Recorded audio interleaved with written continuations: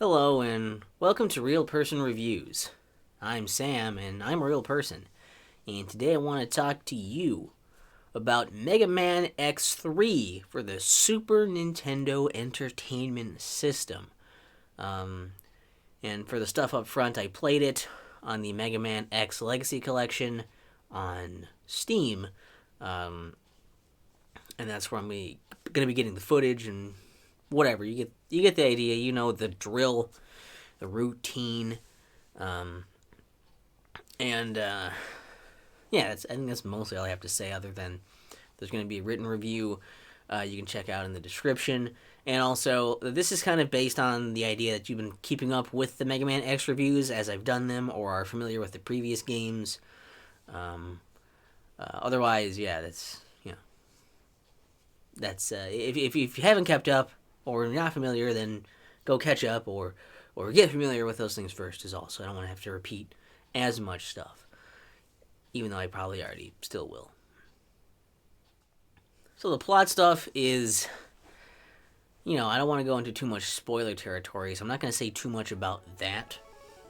But it's essentially that once again, you end up having to fight off a bunch of Mavericks. X and Zero have to go off and try to fight them because they started causing problems yet again. You know how Mega Man games work by now. You know how Mega Man X is set up. You get the drill. You know the thing. And that's where we are. Gameplay is also pretty similar. With most of your abilities you have at the get-go. And once again, you can get things like, expand your health bar with the heart tanks. You can get sub tanks, and you can also get the upgrades to your armor. They all have a little bit of a different thing they do now as well. Like the head upgrade you get now also will generate a little mini map when you go to an area and show you where hidden items are at the beginning of the stage. As well as it'll actually say these little labels on all of them when you're on the stage selection screen. It'll label these items that you have or have not gotten at this point in time. So there's that, and then the body upgrade will generate shields once you get hit, so that you'll actually reduce damage even more. The leg upgrade allows you to not only do a dash forward in midair, but also now if you hold up and hit dash, you can do a mid while you're in the air. You can do this midair dash upwards, and your gun is pretty similar. You can charge up your special weapons with the arm upgrade, but also the other thing you can do is that instead of just getting two charged shots, depending on the timing of it, you have these two standard charged shots, or you can turn it into a spread shot, shooting out a multiple smaller projectiles in this spreading pattern. So you have some kind of some differences there with those. There's also a system now in place where you can get these enhancement chips. And you can only have one chip at a time.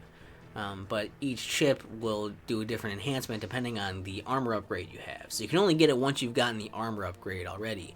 And once you have that armor upgrade, you can get the chip to further enhance it.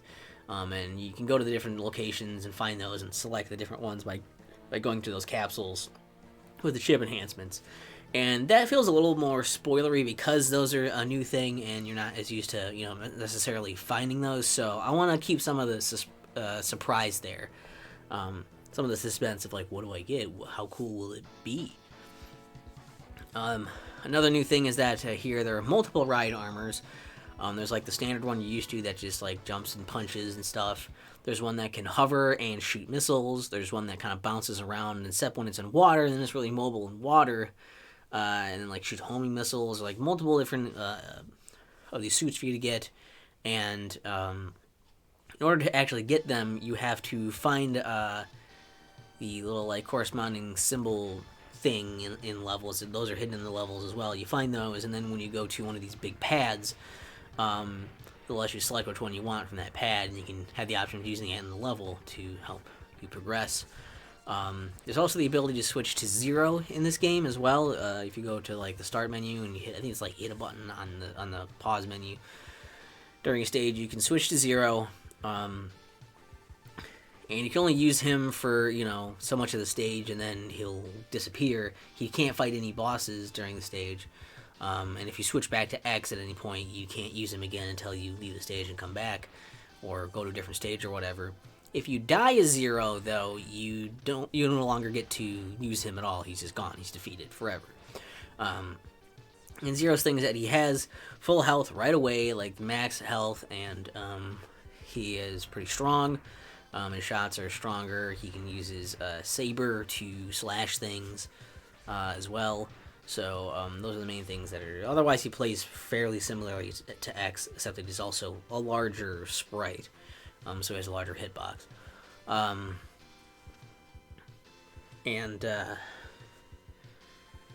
Same kind of thing where you go and you fight all of these bosses. Actually, partway through fighting them, once again, these other mini boss type characters show up.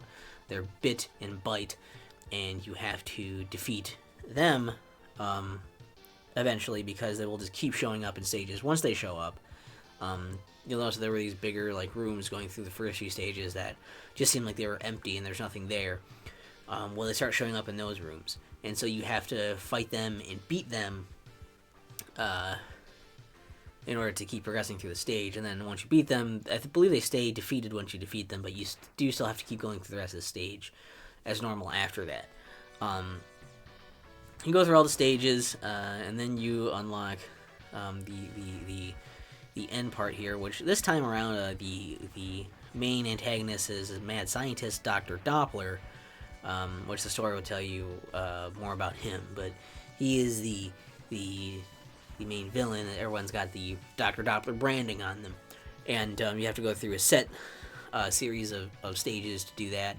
Some tough stages with these unique bosses, and then a boss rush, and eventually you have to fight Dr. Doppler and do all the battles, finish the game. You know the drill. You know how a Mega Man game works. And then you get an ending, and there's actually multiple endings, and I believe the main deciding factor is if Zero dies or not before you get to the ending of the game. The one I did, he didn't die, and I didn't play through it again to see the one where he did die. So after you finish all that, then you get a nice little shot with a nice picturesque background. You get a little ending monologue thing about whatever that kind of just sets up the idea of there's going to be more games, and then you get to see a little sequence of them running around or whatever while the credits play, and that's the game. And there's a lot to like about it. If you like Mega Man X, if you like the X games, it's got the same tight gameplay. It's got actually the bosses are done pretty well. I think all the bosses have kind of a multi-phase thing going on, where it's after they're about halfway dead, then it's oh hey cool, now they're kind of changing up their strategy a bit more. Maybe they're more desperate or whatever. They're changing things up, and I think they're done well in that. There were a lot of them, I think pretty much all of them, if I got good enough at reading their abilities and everything and reading their tells, I think I could have potentially actually done the entire game with just the Buster, at least for the bosses, those ones. So that was cool to feel there were multiple ones where I did just beat them with the Buster because I didn't know what their weakness was or if I had it or not. And I like that. That was really fun to do. Then there's also still got good art and good music you would expect, and the levels I thought were a little less. They didn't feel like they were the same kind of annoying, I guess, as Mega Man X2, where a lot of those levels had some stage elements where it's you have to go through this thing every time you do the stage, and it's kind of annoying to have to do it, but you have to do it because they thought it was neat the first time. And after that, you're okay, I get it, I did this thing already. This game didn't really do that. There's more of you could just kind of go through it and stuff was just there. It wasn't you were necessarily being impeded by a sequence that had to happen every single time, just for the sake of, hey, here's a neat sequence. So that felt cool. And I did think it was kind of neat that you got some different abilities with your upgrades, and the enhancement idea was interesting. Having different ride armors was interesting. Being able to play as Zero was interesting. A lot of things were interesting, but that's sort of where it starts to become an issue. Because while a lot of those things are interesting, they're not really well done. They're not. I don't feel like they were fleshed out enough. For like playing a Zero.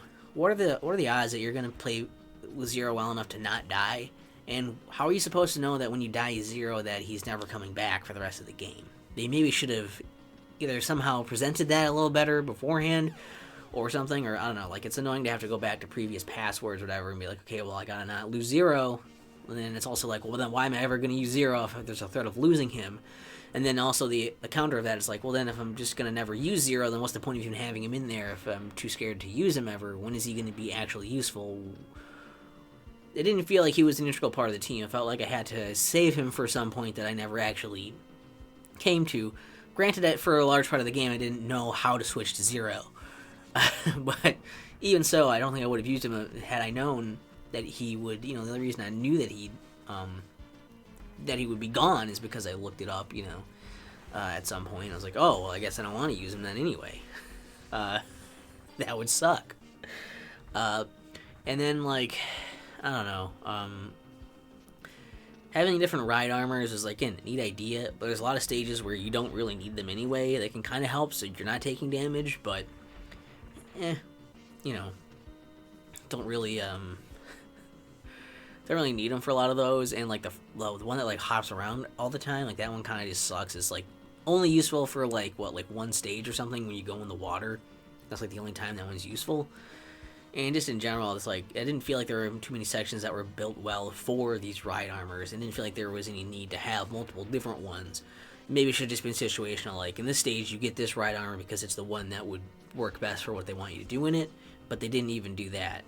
And ship enhancements, also, like, you can get these enhancements for your, and, like, I would have preferred just getting, like, enhancements and being able to just pile them all on and be like, hey, you found this enhancement, you found it and got to it, and you have the armor upgrade already, here's your enhancement. And just enhance all the things so you can become even better than you could in the previous game. That would be really cool. But they didn't really do that. And so that kind of just feels like, hey, pick whatever you want. And that and, like, the multiple endings kind of thing. There's a lot of this that just feels like, here are your choices. You can kind of change up your gameplay experience. But it's so similar regardless of the way you choose to do it that it's not necessarily worth trying all the different combinations of things either. It's not unique enough to really incentivize that, to make you want to actually do those things. And I think maybe my biggest complaint throughout most of the game was just that it was mean. Just the bosses weren't too bad. Maybe if some of the end ones were kind of rough, but, like, that's also to be expected. But, like, just the level design is mean, where they would just place these enemies in such a way where it's like the way you would naturally go to try and blast through and, like, have that nice sense of flow like you did in the other games. It's destroyed by the enemy placement because it's like they know you're going to go there, so here's an enemy there that's going to stop you, and it knows how you're going to try to tackle an enemy in your way. So there's also, like, it does some kind of attack or there's some other enemy in the way of you actually easily disposing of the enemies to keep moving with that flow. It's meant to make you really stop and, like, have to awkwardly maneuver around things and take your time to kill them. There's also a lot of enemies that are too strong to even just quickly power through with, like, a single, like, ability or something, or a single, like, weapon. And instead, it's like, okay, well, this enemy just takes a lot of hits. You'll have to stop and, devote your time to shooting it a bunch of times unless you want to get hit by it. And so you're either forced to, like, painstakingly stop and destroy everything, dispose of things as they come to you, or you have to take the damage in order to keep your flow, and even that kind of has lots of hiccups in your flow, but it's at least, I guess, better than necessarily just stopping your flow entirely for a longer amount of time to dispose of the things, so it really depends. And it's ridiculous. It gets really annoying and really frustrating, and it takes me out of the game a lot, where it's just like, I just start to think about, like, some asshole put this here specifically so I couldn't go through here the way I want to. Even though I'm playing decently well, to like think about going around these enemies and do these things. They want me to get hurt. They want me to take my time, and it, I don't know. It does like lessen some of like the ability to dash and like dash around everywhere and wall climb and everything when it's constantly being stopped by enemies that take more than a simple dash around or a simple charge shot at the ready at the right time to keep moving. You have to really stop and actually handle them appropriately every time, and so that gets to be really tedious after a while. I don't know. That was the big thing that I think I complained about the most during the game. So that brings us to the recommendation side of things. The point where we talk about you know is Mega Man X3 really worth getting? Should you get Mega Man X3? Who is it for? Whatever. And I guess if you're a big fan, you're following the series already, yeah, you're going to want to get this, of course. From what I've heard, I think the Super Nintendo one is actually pretty rare and pretty expensive, and I can't recommend most people get that. Because, like, it's got a lot of fun Mega Man X stuff in it, but, like, it doesn't feel as focused as the previous games. It doesn't feel as, satisfying. It's like those other games, but if you wanted to play another Mega Man X game, that was harder. Then this is it. And it's not even harder in the sense that it's more challenging. Most of it is harder in the sense that it's just frustrating. Certain parts are more challenging, especially some of the later bosses are tough. But the stages are mostly just, like, can you put up with really frustrating enemy placement and do that continuously throughout the game? And I don't know that that's necessarily worth it. So that's my 2 cents on on this one. I guess it's one where I think you would play it. Like if you found the game somewhere for like 15, maybe $20, it'd be worth it. But otherwise, just get it in a collection and play it there. Because I don't think this is the kind of game you'll go back to. Be like, I really want to play Mega Man X3 again. It's only one you'd really want to if you are going through the series again. And you're like, I want to go through them in order, or you want to see it for the first time, or that one where years later you're like, I haven't replayed Mega Man X3 for a long time. I wonder why, and then you might play it again. It's not like it's a bad game, but it's just trying to stand up against Mega Man X and Mega Man X2, and it's just not really up to the challenge of that based on what they did. Cool ideas, a neat concept, but nothing really came together to make it this really awesome experience of like a hard Mega Man X game, a harder Mega Man X game with cool optional choices for things and reasons those are available to you and sections where those things are going to come in handy and whatever. Like it feels a lot more like they brainstormed and then didn't actually polish up all these ideas they had thrown in, and that's my 2 cents on Mega Man X3. What do you guys think? Have you guys played it? And if you have, what do you think? How do you think it stacks up against the first two? And I'd be interested to see what you guys thought of the game, because I don't hear a whole lot of talk about this one. So that would be cool. Leave that in the comments or whatever. And hopefully the review is not totally bad and shitty and stuff.